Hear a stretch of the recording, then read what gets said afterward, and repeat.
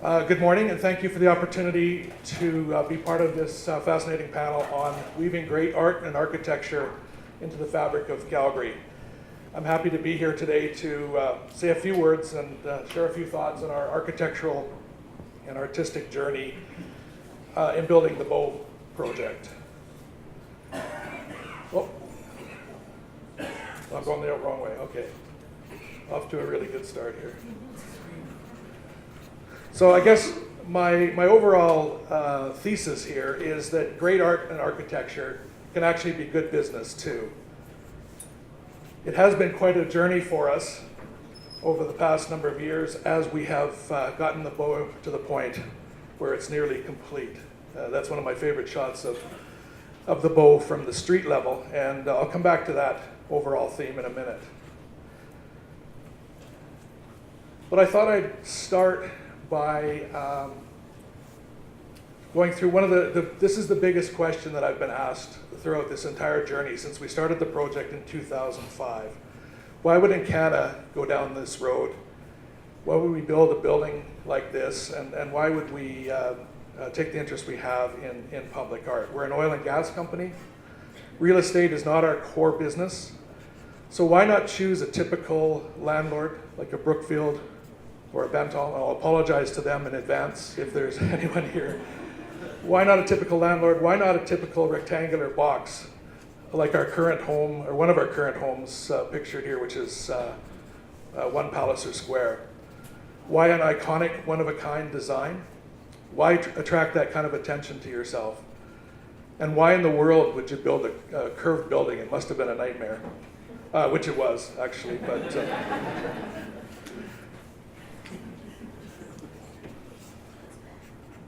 so the first part of the answer to that question is the boring part. It's the business-driven part, but it's the most necessary for a company like ours that's a public company. Like everything else we do, it had to make sense from a business perspective. So here's the situation we were in 2005. We were in 6 different locations scattered all over the downtown. You can see the little pins there, indicating where all of our staff were. And we were really seeing a significant impact on productivity and collaboration. The 6-block walk between the furthest 2 outposts was not really good for business. It was, I guess, good for fitness, but not a lot else. So we were in several aging buildings, One Palliser Square, Tower Center, Encana on 9th, if you know that building. And those buildings were getting to be at the end of their life cycle. There were only small pockets of space available downtown. At that time in 2005, downtown vacancy was 0, or close to 0. As it is today, actually, I think the downtown vacancy rate is only about 1.1%, which tells you that in good times and bad, it's really hard to keep Calgary down. And we were facing some pretty brutal renewal rates in some of our better buildings, and rates really had nowhere to go but up. So that's the business rationale. But really our need was much more than just a new building. We had no real sense of home or community for our staff. We were scattered around the downtown, as I said, and it was becoming very difficult to maintain the Encana culture. We're a very collaborative, cohesive kind of company, at least that's what we aspire to be. So phone calls and emails and the occasional visit to one of our outpost buildings really wasn't getting it done for us. Like everyone else, we were trying to attract and retain the best and brightest young professionals and keep the staff that we had in a sort of all-out war for talent in the city. And our buildings and our architecture didn't really say that to people. It didn't say that to new grads. Our older buildings said old and crumbling. And our buildings like Bankers Hall said Bankers Hall. With apologies to Brookfield. So we were, the architecture and our sort of public face didn't really say best and brightest. We were really looking for a great place to work a place that our staff could be proud of and that they would enjoy coming to work each day. And fairly selfishly, we were trying to create the opportunity to building a building from scratch that reflected the way we work. So a clean sheet rather than being forced to fit into an existing building or design.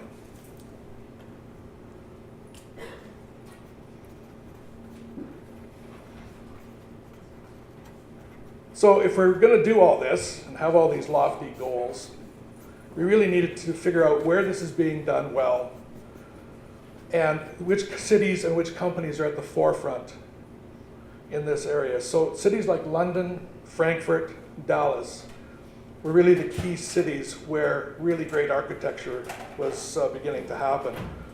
And company names like Swiss Reinsurance, Commerzbank, and Marsh & Company were seen as great companies that had great headquarters, great architects, and great buildings. So we decided to do a broad search for the best architects we could find in the world, because the feedback we had was consistently that the architect really made a difference. So as a result of our search, we landed on Foster & Partners of London because they just really got it more than anyone else we talked to. They took the time to understand Calgary, our business context, our culture, our climate, our views, the river, and how that interacted with the downtown. And more than any other company, they really focused on what was going on in the East Village. And that was a big part of why we went with them. They wanted to understand what we aspire to be as a company, our business, our people, our projects, how we feel about the environment, and specifically our desire to give back to this great city that's been so good to us throughout our history. And so they just really brought all of those things together, and it was a pretty easy decision. The reference to in for a penny, in for a pound is a bit of an inside thing, but when we made our selection, all of the architect firms, their fees ended up being more or less the same. So my team came to tell me one day that they're all around the same price, but 5 of them were in dollars, and the 6th one was in UK pounds, which caused me to swallow pretty hard. But we went, it was the right thing to do, so away we went.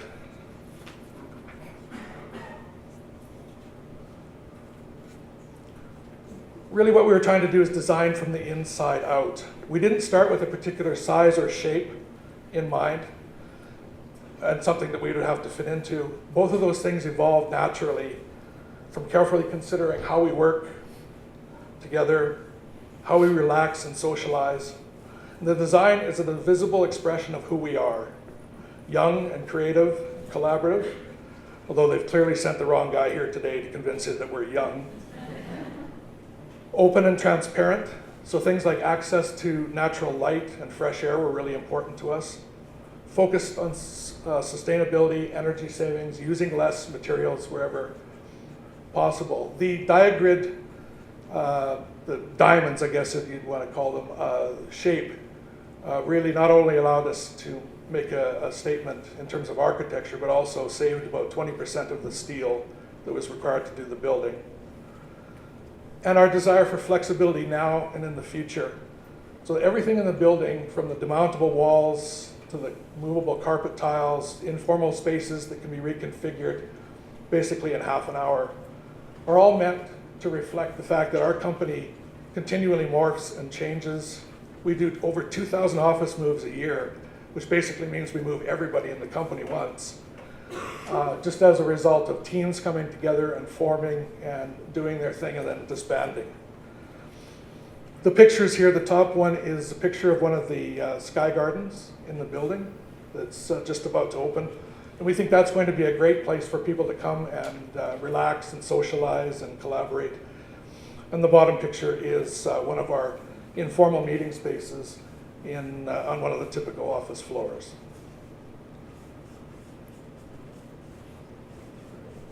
So where does the bow meet the road? I guess that's sort of my transition to the public art piece. Since the building was announced, most of the media commentary has been about the height of the building, tallest building in Calgary, tallest building in Western Canada, and so forth. Quite frankly, we never really cared about that too much. It was not our intent. We didn't start out with that in mind. It just sort of happened organically. We've always been much more concerned with how the building touches the ground rather than how it touches the sky. And engaging the streetscape around us was really much more important than the overall height or the size of the building. From the outset, we wanted to make sure that the plaza in front of the building and the public art piece were real jaw droppers. That's the kind of thing an old guy like me says. That's, I think, an outdated expression. But anyway, we wanted it to be more than an obligation arising out of some sort of bonusing process, more than some benches and shrubs, a real statement about Calgary, about the building, and about Encana. The Bow is an extremely large building, but we like to think that it rests pretty lightly on the ground.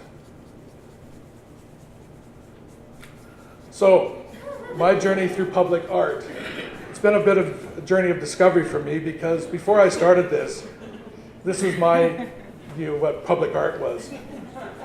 I still like it, but hopefully maybe I've moved on a little bit in my taste. There's nothing more beautiful than a 56 Chevy Bel Air. I'll just say that right now. So again, just as with the building itself, we tried to do this as well as we could. We were looking for a focal point for Encana staff, a recognizable landmark for all of downtown Calgary as well. And we're hoping that in a year's time, people will say, let's meet at the Plensa sculpture for lunch, or let's meet for a quick outdoor meeting by the Plensa sculpture. We hope that it is a real landmark for people. And certainly the feedback we're getting so far is that that's the case. It's not quite finished, but within the next few weeks or so, it'll be fully finished and ready for people to enjoy. We wanted to produce a vibrant and engaging artwork. So whether you love it or you hate it, I don't think anyone will be neutral about it. I don't think people will pass by and go, whatever, At least we hope that's the case. And personally, I think that's really the essence of public art. It's to get people to think about what they're seeing, form an opinion about it, share their opinion with others, and have some sort of a discourse about it. So personally, I don't really care if you like it, as long as you remember it. That's really the key thing for me.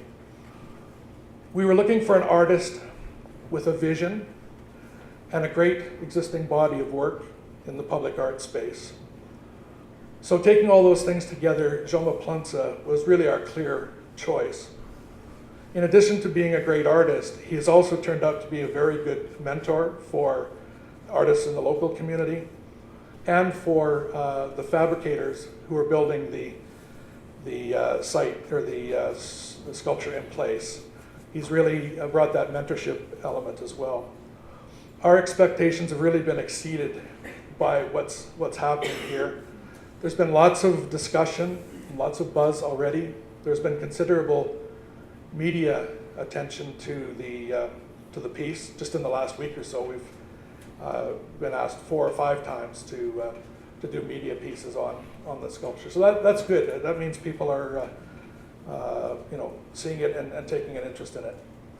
So I invite you to watch for the grand opening and the dedication of the sculpture later this spring.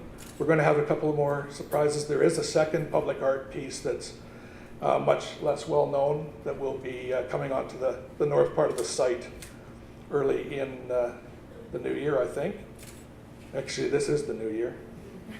Anyway, in the next few months. So I guess in closing, this is what we hope you'll see this summer when the snow is gone and the hoarding is gone from around the bottom of the sculpture, and the sky turns back to Alberta blue, and people are out and about and enjoying the public plaza in front of the Bow. If we can achieve this, then our journey will have been a real success. Thank you.